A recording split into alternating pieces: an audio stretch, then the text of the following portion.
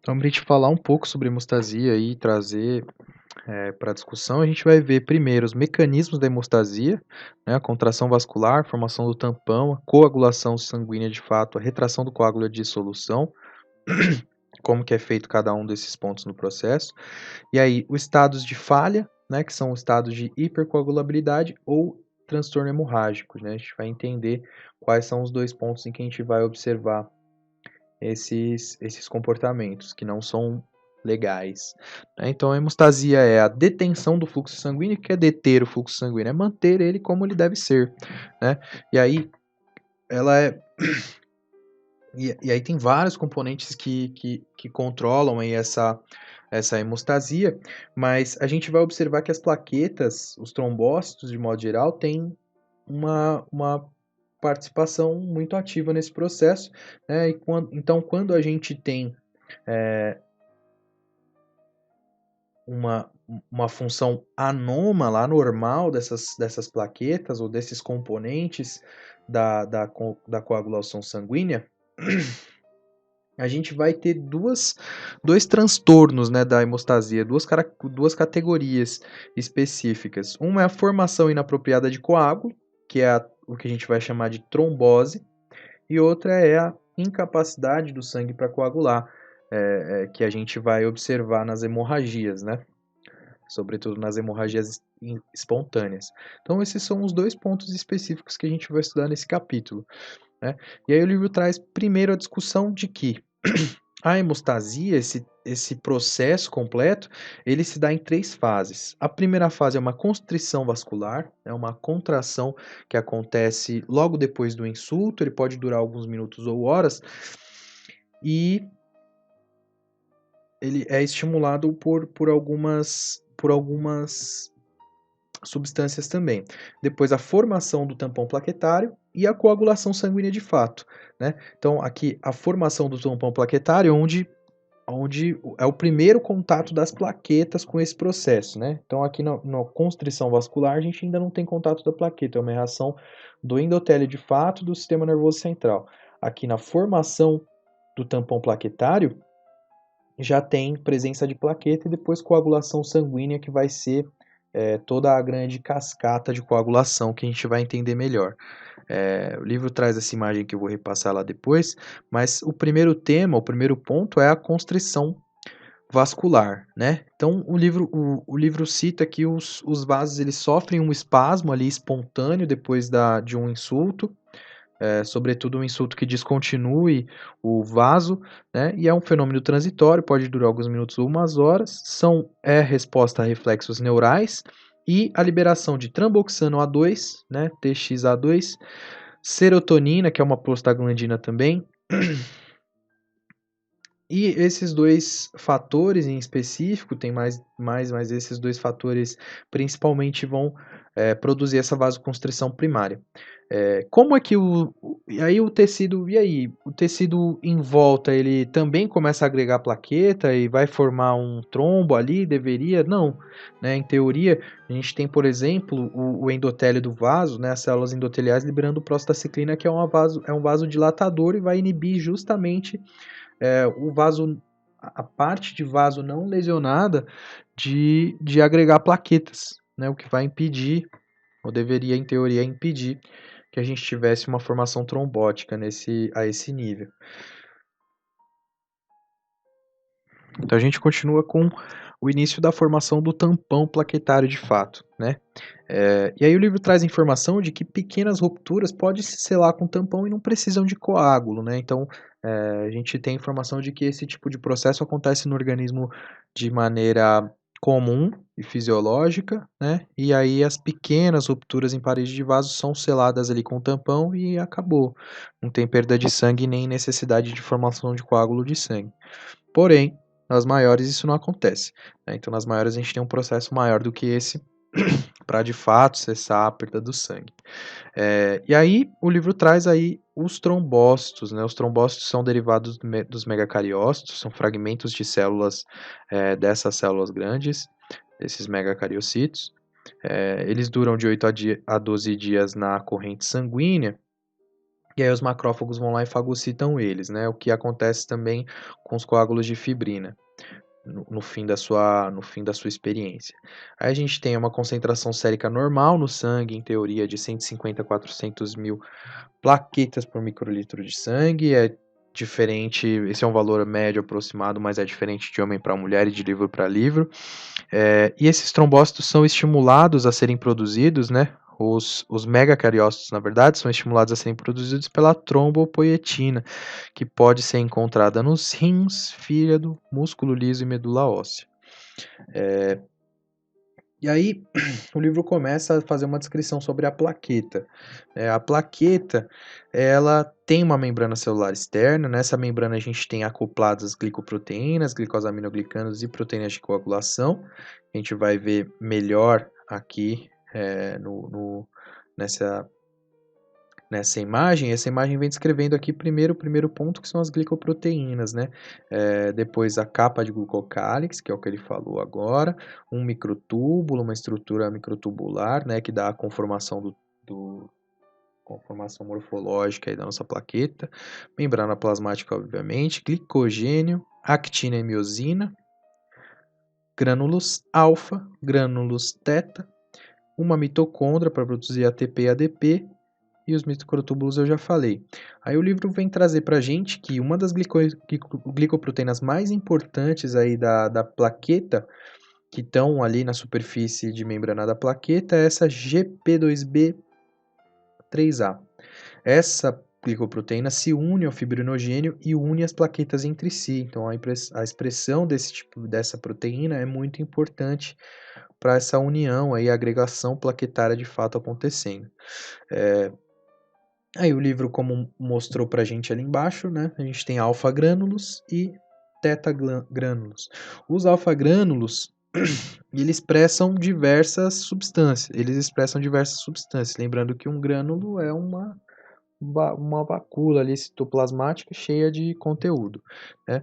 Então, dentro desse conteúdo do alfa-grânulo, a gente vai ter selectina P, que é uma proteína adesiva, fator de von Willebrand, fibronectinas, fatores 5 e 8, fator plaquetário 4, fator de crescimento derivado de plaqueta, né, o Platelet Derived Growth Factor, fator de crescimento transformador, Transforming Growth Factor e trombospondina. Eu ia falar 4. E nos tetagrânulos a gente tem as outras substâncias, né, ADP e ATP, cálcio ionizado, que é muito importante aqui para nossa cascada, o cálcio de maneira geral, o cálcio que está na corrente, o cálcio que sai desses grânulos, histamina, serotonina, adrenalina, que são todos contribuintes à vasoconstrição desse local lesionado. E aí, para iniciar, de fato, o processo de formação do tampão plaquetário, o que a gente tem? A gente vai ter dois passos, a adesão e a agregação de plaquetas subsequente, né? Então, a adesão, ela é feita como? A gente tem lesão do vaso, uma exposição das fibras de colágeno do vaso, e aí o receptor das plaquetas se une ao fator de von Willebrand para depois ligar a primeira plaqueta aqui nas fibras de colágeno expostas. Depois desse momento, a gente tem liberação muito importante de ADP e tramboxano A2, e esses dois vão conduzir à expansão do agregamento plaquetário, né? Expansão do agregamento plaquetário que vai se converter no tampão hemostático primário, certo? E aí depois disso a gente tem já formado o nosso tampão plaquetário de fato, né? Depois a gente vai partir para o ponto da coagulação sanguínea de fato. Aí eu queria voltar. Aqui a gente vai falar das vias intrínseca e extrínseca de coagulação. E aí eu queria sim voltar para essa imagem, né? Então essa imagem está explicando, provavelmente não vai dar para o vídeo, né? Para ver no vídeo. Mas essa imagem está explicando que a lesão de um vaso rompe aqui o vaso e rompe a continuidade das células endoteliais, elas começam a liberar sinalizadores químicos, né? Então, o primeiro passo vai acontecer a contração desse vaso, né? E aí o livro está mostrando aqui para a gente a contração do vaso acontecendo e diminuindo um pouco o tamanho do lúmen, né? Essa contração do vaso é uma tentativa do organismo de perder menos sangue, obviamente. Depois disso, a gente começa a iniciar aqui a formação do tampão plaquetário, né? A gente tem as citocinas liberadas pelas células endoteliais, eh, a o colágeno exposto, né, esse colágeno aqui no fundo está exposto, esse colágeno tendo sido exposto, a gente começa a desenvolver primeiro aquele contato ali do fator de von Willebrand com a plaqueta, depois essa plaqueta se ligando ali ao colágeno que foi expresso aqui nas células, depois a gente começa a ter a liberação de ADP e de tromboxano A2 e a expansão, né, desse ponto, a expansão dessa agregação plaquetária. Essa agregação plaquetária, lembrando que a gente tem plaquetas, plaquetas liberando mais fator de fator de crescimento plaquetário, né, o Platelet Derived Growth Factor. E depois, num último ponto, que é a coagulação de fato. Então, a gente vai ter uma cascada completa acontecendo de coagulação, uma pela via extrínseca e uma pela via intrínseca, mas, né, a fibrina começa a pegar os elementos formes do sangue, sobretudo eritrócitos, né, células vermelhas, plaquetas, vai juntando aqui o máximo de conteúdo que puder para formar esse coágulo de fibrina, né, de fibrina ativada, que é um gel. Então a gente tem essa composição aqui do nosso da nossa hemostasia, né? Esses são os passos da hemostasia. Depois a gente vai ter a resolução, que é o desgaste desse coágulo de fibrina que foi formado, esse amarelinho aqui. E aí o livro vai completar nossa experiência falando sobre a formação defeituosa, né, do tampão plaquetário, que é esse passo inicial, né? Então a gente vai ter hemorragia, por exemplo, nas pessoas que têm ou insuficiência de plaqueta ou insuficiência do fator, ou não produção ou baixa concentração do fator de von Willebrand. Então, ele é muito importante para esse tampão plaquetário, que é o início da nossa coagulação. Inibidores da agregação plaquetária, o AS, né, ácido acetil salicílico, clopidogrel, que é muito falado sobre, ticlopidina, que eu acho que deve ser o ticlogler, bom, ácido acetil salicílico, clopidogrel, ticlopidina, não consigo ouvir o que eu tô falando e não consigo falar. Então, eles são usualmente recomendados e consumíveis para pessoas que têm risco de trombose prévia, né? Para evitar, então, agregação plaquetária e formação de coágulo em pessoas com risco de infarto do miocárdio, de AVC e de doença arterial periférica. Aí o livro traz para a gente um funcionamento básico, mas o tratamento com AS inibe a síntese de prostaglandina, né? Incluída o tromboxano A2. E o clopidogrel e a ticlopidina vão inibir a via do ADP nas plaquetas, né? Então são duas vias diferentes que a gente está acessando aqui, e é importante ter isso em mente. Que o livro traz uma ideia, um estudo uma convenção do guideline da American College of Cardiology e esse Antiplatelet Therapy Guidelines, American Heart Association, American College of Cardiology, falando do aumento na sobrevida dos pacientes utilizando as duas coisas, utilizando o clopidogrel e utilizando o ácido acetil salicílico. E aí o livro começa a trazer para a gente a compreensão da coagulação de fato, né? O que é a coagulação? Qual que é o início da coagulação? A coagulação é o processo que promove a conversão de fibrinogênio em fibrina, né? Então a gente vai ter uma cascada com todos os fatores de coagulação, aqueles que são enumerados com números romanos, eles formam uma cascada exatamente porque a ativação de um leva à ativação de outro, que leva à ativação de outro, e isso é extremamente necessário para que a gente não tenha, por exemplo, um estado de coagulação disseminada, né, no organismo, um episódio de coagulação massivo, traz o livro, né? Então, o que vai acontecer? Quando a gente tiver essa rede de fibrina formada, ela vai começar a pegar plaquetas e outros componentes do sangue. A gente vai ter fatores que são pró-coagulação e fatores que são anticoagulação, que controlam o processo de coagulação. Então, se a gente tiver um desequilíbrio nesses fatores, desequilíbrio para mais fatores de pró-coagulação, a gente vai ter um estado mais trombótico, uns equilíbrios para fatores de anticoagulação, a gente vai ter um estado hemorrágico.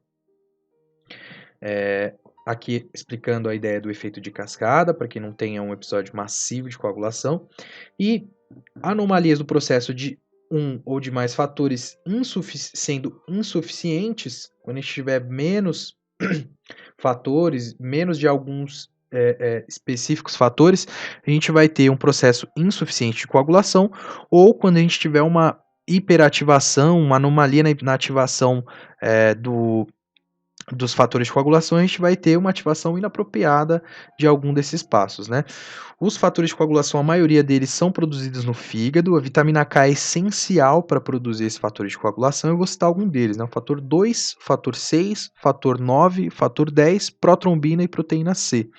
Então, se a gente tem uma insuficiência hepática, a tendência é que esse paciente também esteja num estado hemorrágico, né? No estado de tendência hemorrágica. O cálcio, ele é um dos fatores, né? O cálcio é o fator 4.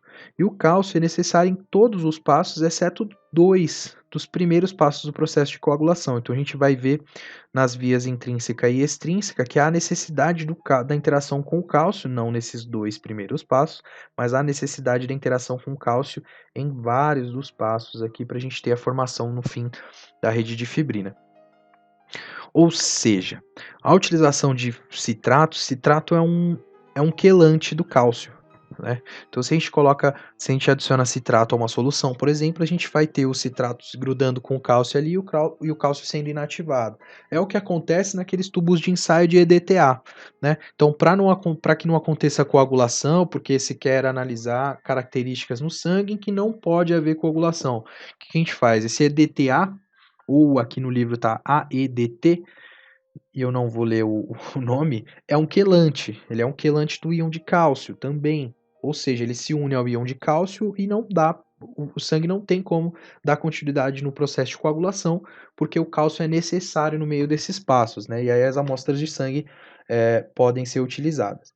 E aí o livro vai trazer para a gente essa compreensão agora de via extrínseca e intrínseca. Então, só para continuar, a gente tem uma descrição rápida das vias intrínseca e extrínseca, é que o resultado final é ativar a formação do ativador de protrombina, né? Que é o nosso fator 10A. E como ele acontece?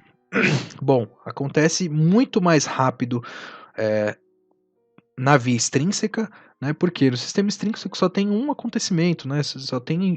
A gente tem só a liberação do fator tissular, de tromboplastina tissular, e essa tromboplastina tissular, junto com a ativação do cálcio aqui, passa por essa interação com o cálcio, então ela é necessária, o cálcio é necessário de fato, mas a gente já tem a ativação do fator 10 e o fator 10 ativado, que é o 10A de ativado, mais cálcio também, então sempre com interação com o cálcio, vai transformar a protrombina em trombina, e aí a trombina vai transformar o fibrinogênio em fibrina, e depois a gente vai ter vários desses processos acontecendo simultaneamente, formando várias fibrinas, o que vai formar para a gente um polímero de fibrina, certo?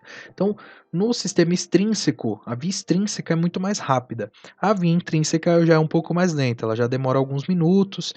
O livro traz informação que é de 1 minuto a 6 minutos para começar a acontecer de fato, mas os dois têm, nos passos terminais de ambas vias, a gente tem a ativação do fator X e a conversão de protrombina em trombina para depois converter o fibrinogênio em fibrina. Então essa imagem é bastante importante de a gente lembrar que essa interação do sistema pela via intrínseca é mais lenta ela vai tardar mais a acontecer. Então aqui a gente tem o sistema intrínseco, porque tem ativação de diferentes fatores. Fator 12 é o iniciante da via intrínseca, e na via extrínseca é o fator 7, né? E aí a gente tem fator 7 ativado, aqui a gente tem fator 12 ativado.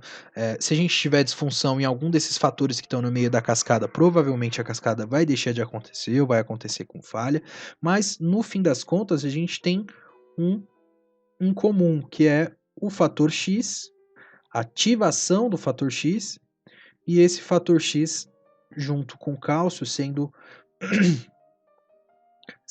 os dois juntos precursores para ativação de protrombina em trombina, e o caminho segue junto daqui. Então, o que a gente vai falar aqui?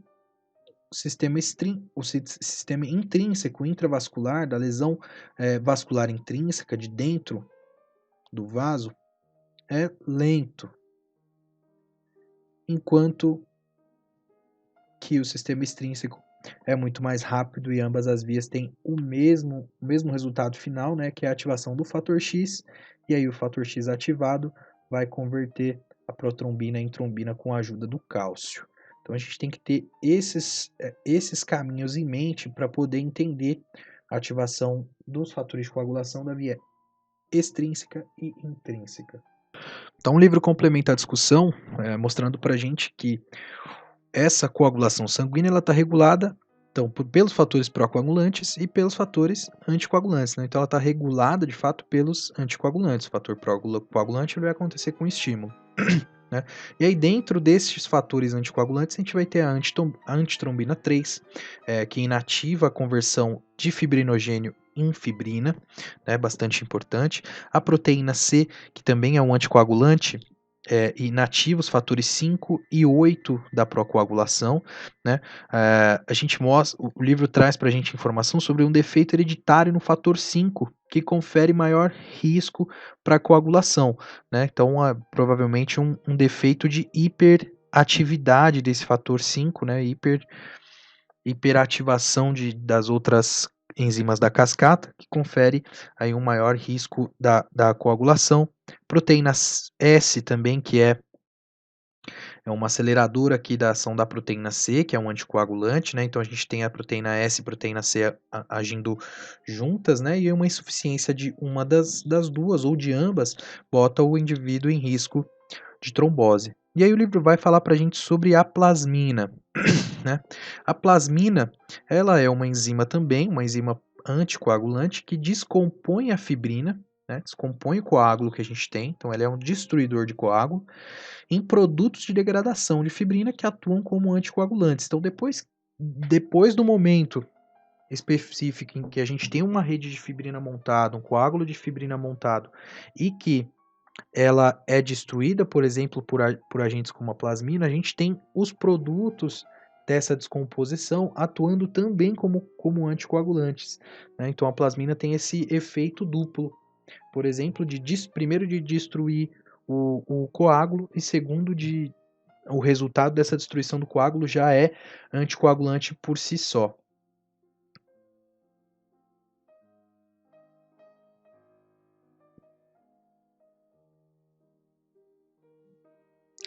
E aí agora o livro vai introduzir a gente para a farmacologia, para a gente poder começar a entender aí os mecanismos, né?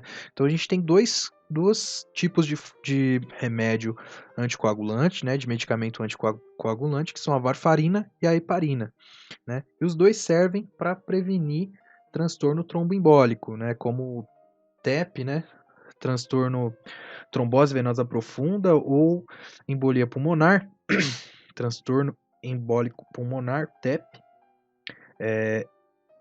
E esses dois fármacos têm diferentes funções, trabalham de maneiras diferentes, mas os dois são utilizados, sobretudo, intra-hospitalar. Então a gente pega a varfarina, por exemplo, a varfarina ela altera a conformação da vitamina K, que é necessária para a produção dos fatores de coagulação, né? E aí ela vai diminuir a capacidade da vitamina K em sintetizar ou em ser utilizada para sintetizar fatores de coagulação, e a gente vai ter uma diminuição da capacidade coagulatória desse organismo. A heparina, por exemplo, ela é utilizada de maneira diferente. Então, a gente sabe que o organismo já produz heparina de maneira natural, então a heparina que se tem produzida farmacológica é utilizada, feita, na verdade, extraída de tecidos animais e não produzida de fato, né? E a gente vê que a função da heparina já é se combinar com a antitrombina 3, que já é um anticoagulante natural do organismo. Então ela se combina e dá uma melhor capacidade para um anticoagulante do organismo, antitrombina 3, de inativar a trombina, de fazer o trabalho que ela já faz naturalmente, né? E aí a gente tem a descrição da inativação da trombina, mais especificamente, e do fator 10A, que é o fator 10 ativado, o último antes da progressão ali da coagulação de fato e da transformação de protrombina em trombina. Ou seja, os dois têm o mesmo resultado, porém vão trabalhar em momentos diferentes desse eixo da cascada, né? Então, a varfarina, por exemplo, está trabalhando lá na ponta, no início do eixo da cascada de coagulação, que é na síntese da vitamina K ali e na funcionalidade da vitamina K. A heparina, por outro lado, já está trabalhando no outro extremo do eixo, né, no extremo final do eixo, no ponto em que seria ativada a trombina ali e aí ia começar a formar o coágulo de fibrina. Ela faz com que a antitrombina 3 tenha a melhor capacidade de desativar a trombina. E aí o livro traz informações sobre a heparina que talvez seja interessante mencionar, que ela não pode ser administrada via oral, porque ela não cruza as barreiras do tubo digestivo, né? Ela não é absorvida pelo tubo digestivo, então ela é geralmente administrada via endovenosa, né? Via injeção. E aí a gente tem também as heparinas de baixo peso molecular, low body weight heparin, algo assim. E aí usualmente os livros descrevem com essa sigla, mas esse não. E ela foi desenvolvida para inibir diretamente a ativação do fator X, porém tem um efeito mais fraco do que, por exemplo, a heparina direto ou a varfarina ali, que tem um efeito mais sistêmico, um efeito mais sustenido, né? Então, elas são utilizadas geralmente em via nosocomial dentro do hospital, né?